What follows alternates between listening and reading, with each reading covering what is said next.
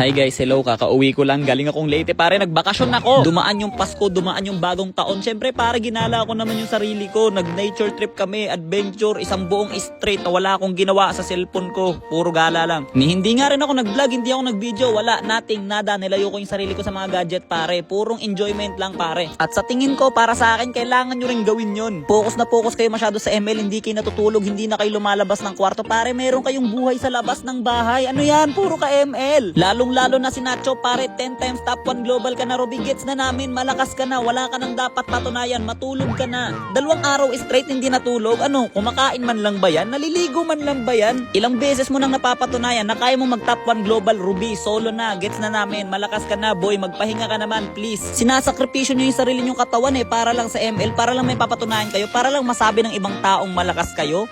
High star ka nga, low blood ka naman, may badge ka nga, wala ka namang tulog. Ipagpatuloy mo lang yung ginagawa mo, tapos sasabihin na lang namin sa lamay mo, mabait po siyang tao, tapos ang lakas niya mag-Ruby. Hindi ko naman sinasabing tigilan niyo na yung pag-ML. Ang sa akin lang pare, meron pang ibang buhay, meron pang ibang mga masasayang bagay maliban sa ML pare. Teka lang, ba't ganito yung damage ko?